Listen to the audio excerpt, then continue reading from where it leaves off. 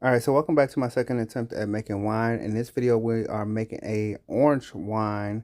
So in this sped up video right here, I am peeling about 10 oranges. I did abandon peeling these oranges rather early because one of the orange rinds cut under my thumbnail, and the acid from the orange began to get in there and burn me pretty bad. So um, I think I stopped after. Actually, I lost count after a while. I think I only peeled about 7 or 8 oranges. Um, so. And yes, I am sitting on my bed peeling these oranges because this wine is only for my consumption. So judge yourself, not me. And I'm trying to get off as much of the white bitter parts of the orange so that that is not going in there. And no, we are not boiling this version of the wine because the recipe doesn't call for us to boil oranges. It only calls for that for the banana wine. So yep, so I'm peeling as much of the white part of the wine, and it did call for us to separate the segments of the orange, but they were not separating properly.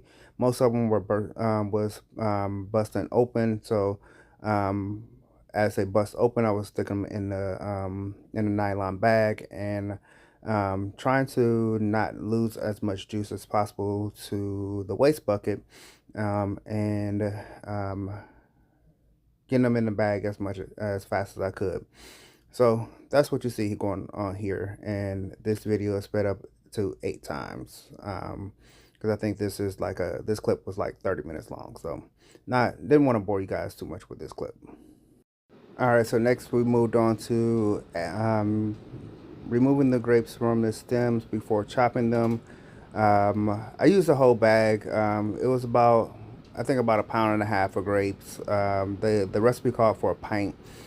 I think the recipe was written in ancient times because they no longer sell grapes in by the pint. They sell them by the bag. So um,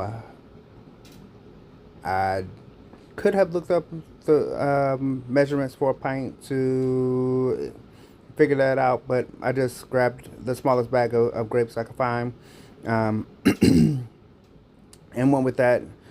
So I chopped up the grapes and then added them to the nylon bag, and then I took the potato smasher and got as much juice as I could from the grapes and the oranges before adding my water.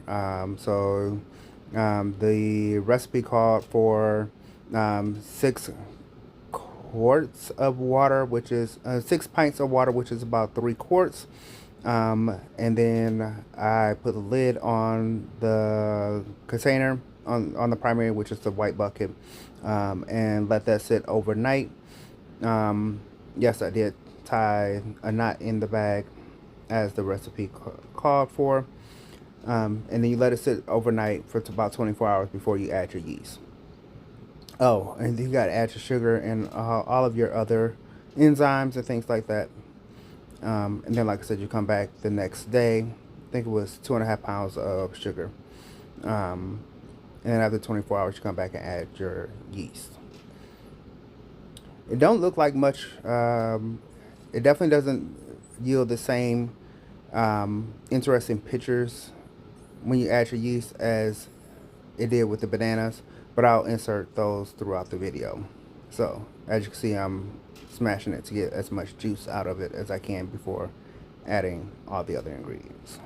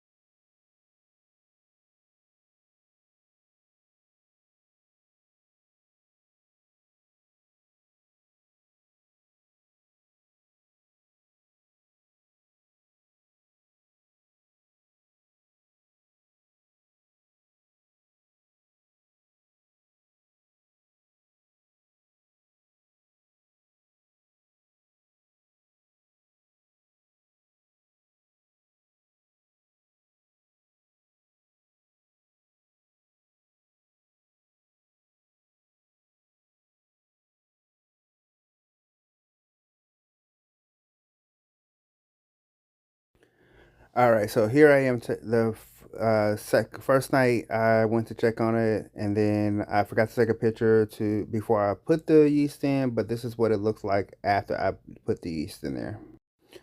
Again, the concoction doesn't look as interesting as it did with the bananas, but it still is doing its thing. So we're gonna stick with it and see what it yields when we go ahead and when we get it further along in the process. So here I am stirring it up just before I put the yeast in there, and again you saw what it looked like after I put the yeast in there. So stick with it. We're gonna see what it looked like the further along we get into this experiment.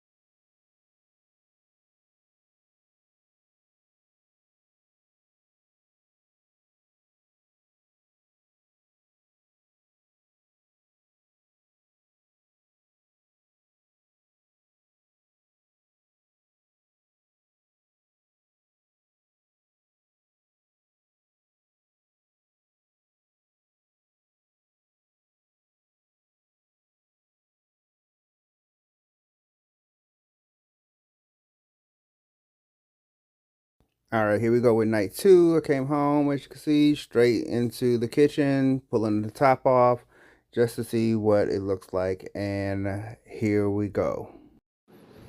Again, it doesn't look quite as interesting as with the bananas, but it's something. We can see something is starting to happen in the bucket, but it's not making the same bubbles that the bananas was making. We can tell something is there. Um, we're also not getting the alcohol smell quite yet, but we know something is going on in the bucket. So. You see I'm stirring it around, but we're going to start testing it to see where the alcohol levels are. So I'm moving the bag out the way so we can get down to the liquid and start seeing where those alcohol levels are. Um, but I'm also making a mess as we go along too. So I'm trying to keep get as much in the tube as I can and less on the floor and the counter. But it don't seem like it's quite working out. Um, as you can see, but we clean up as we go.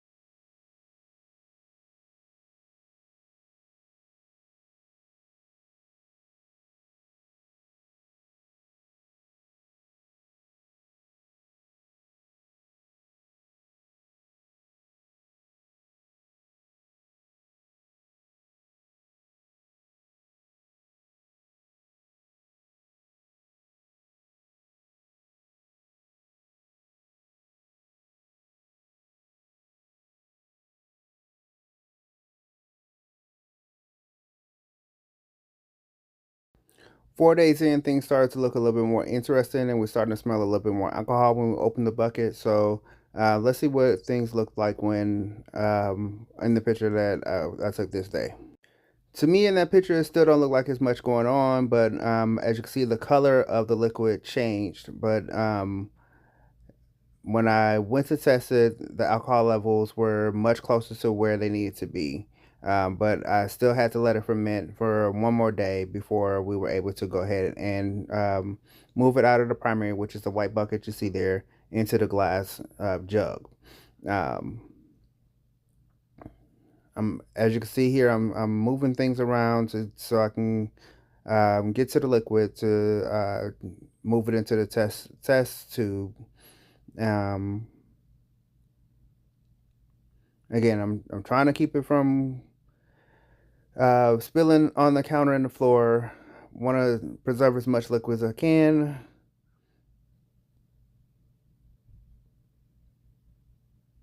I'm gonna do some more research to see if there's like a better ladle or something that I can use to scoop the liquid out going forward.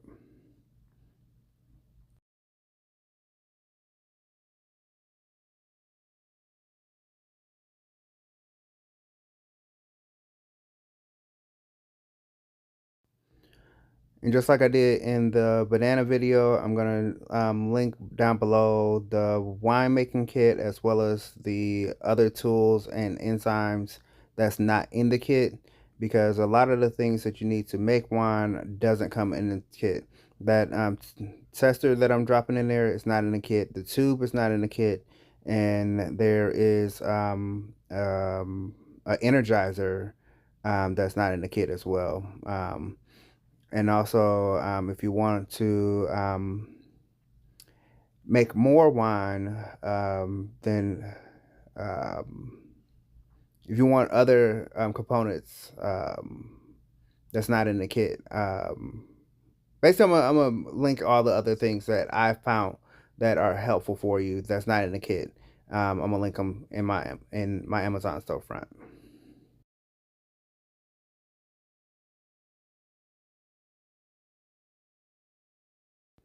All right, y'all. So this is day 5, and I have had a rough week. So I came home and I ended my week with a glass of wine of my own, with my favorite wine, Moscato d'Asti, and my favorite brand, Cupcake. So I had already had one glass, and I'm finishing off the bottle because I hate to put wine back in the refrigerator. So and to while I'm finishing off that bottle of wine, I decided to go ahead and check um, the orange wine. So I didn't take a picture this night because I pretty much knew that it was day 5. The wine was supposed to be ready. So I um, went ahead and got started on checking the wine, stirring it up. At this point, I was actually on my other phone, so I didn't take a picture. So I'm stirring it up. Got my test tube ready right there, and yeah. So actually, I did take a picture. So let me see if I can find the picture in my phone. All right, I don't have the day 5 picture in my phone, but apparently I did take a picture. I have to check my cloud and post it on my Instagram later. Um, but here I am testing it to make sure that the levels are correct. And can already tell you that they were. So I'm going to go ahead and speed things up for you at this point.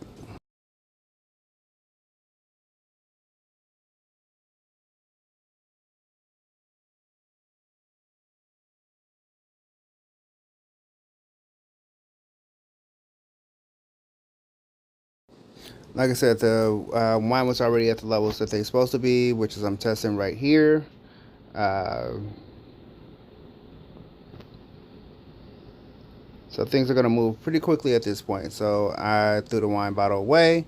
Now I'm going to get some gloves to squeeze the rest as much of the liquid out of the fruit as I possibly can. And I'm going to grab the glass container and the siphon and begin to move everything out of the primary and into the glass container. So that's what I'm about to do. There's the holes for the siphon. Putting my gloves on. I pretty much have already told you what I am doing.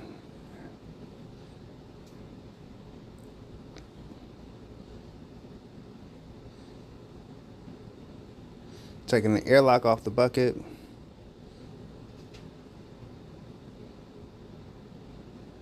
Again, squeezing as much of the juice out of the fruit as I can.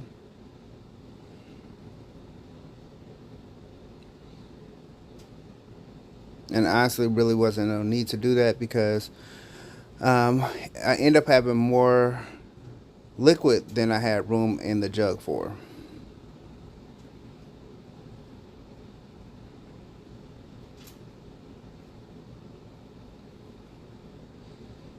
Then you're going to probably see me slide a stool around the counter to sit the jug on so that gravity can take effect.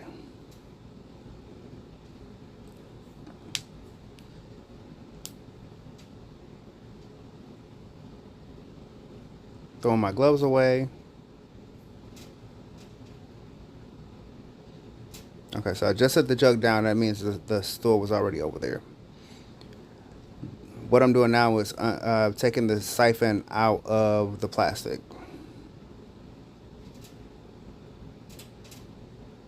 And at the same time trying to be careful so I don't break the siphon.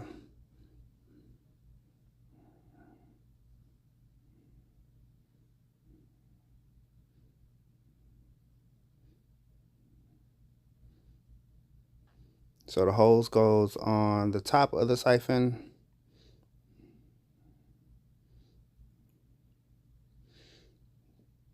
Of course, the other end of the hose goes into the jug.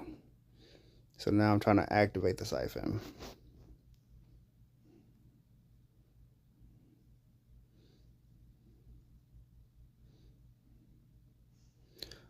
And then once the siphon is activated, you're going to see me clean up my plastic that's on the counter there.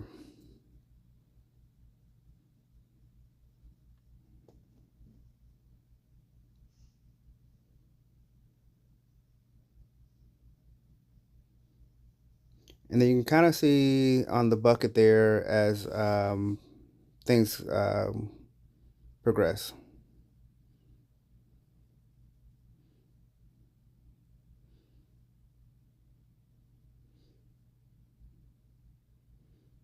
Took my little label off the bucket and put it on the jug.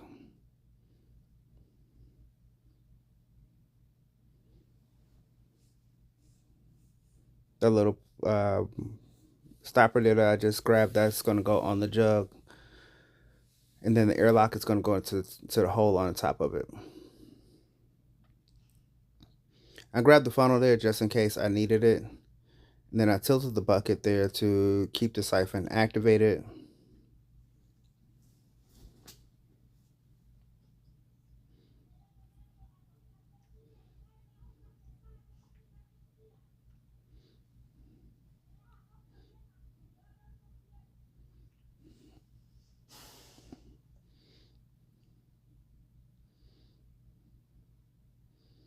And as I said it before, there was more fluid in the bucket than what will go in the jug. And I'm going to end up making a mess at the end here. And I'm going to have to wipe down the chair, the counter, the side of the counter, as well as the floor. And even have to clean off the residue off the jar, which is what I'm doing right here.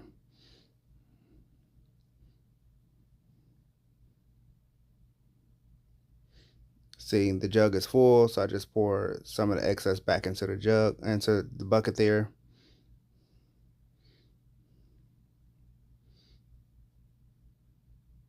And there I go cleaning up my mess.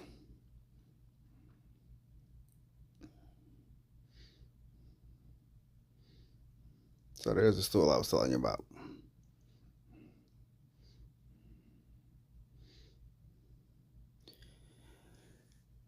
And then in a second here, you're going to see me do something that was really stupid. So here I am trying to put the airlock on the hole in the stopper there. And right here, I'm going to break the airlock. There you go. Broke the airlock. And you see me fussing at myself for breaking the airlock. But here's how I'm going to fix it.